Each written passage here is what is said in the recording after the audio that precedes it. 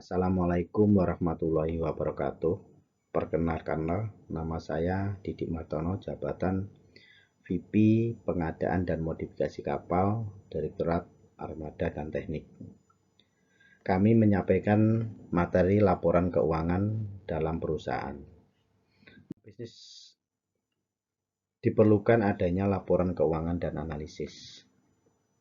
Laporan keuangan terdapat 3 jenis, yaitu neraca, laporan laba rugi, dan laporan arus kas.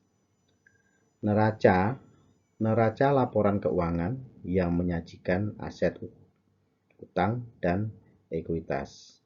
Laporan laba rugi, laporan yang menjabarkan unsur-unsur pendapatan dan beban perusahaan sehingga menghasilkan suatu laba.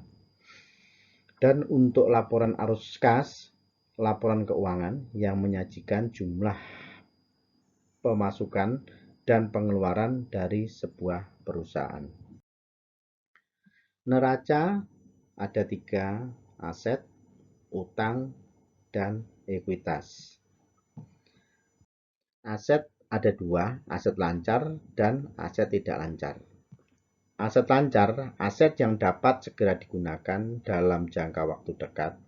Contoh kas dan bank, piutang usaha, biaya dibayar di muka, persediaan. Aset tidak lancar, aset yang dapat digunakan lebih dari 1 tahun. Terdapat 2 jenis aset tidak lancar, yaitu 1 aset tetap, 2 aset tidak terwujud. Aset tetap biasanya berwujud jika diukur dalam satuan nilai mata uang, nilainya berubah-ubah seiring berjalannya waktu, contoh gedung, tanah, dan mesin. Aset tidak terwujud, aset yang tidak dapat dilihat bentuknya secara fisik, tapi dapat dirasakan manfaatnya.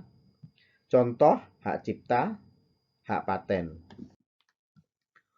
Utang juga ada 2, utang lancar dan utang jangka panjang. Utang lancar, utang yang harus dilunasi dalam jangka waktu 1 tahun, contoh utang pajak, utang usaha. Untuk utang jangka panjang, utang yang harus dilunasi dalam jangka waktu lebih dari 1 tahun. Ekuitas, hak yang dimiliki perusahaan setelah dikurangi semua kewajiban atau utang. Ekuitas terdiri dari modal disetor, saham, laba ditahan, cadangan laba. Laporan laba rugi terdapat pendapatan, beban pokok pendapatan, laba kotor, beban usaha, laba usaha, lain-lain, pajak, laba bersih. Laporan arus kas, laporan keuangan yang menyajikan jumlah pemasukan dan pengeluaran dari sebuah perusahaan.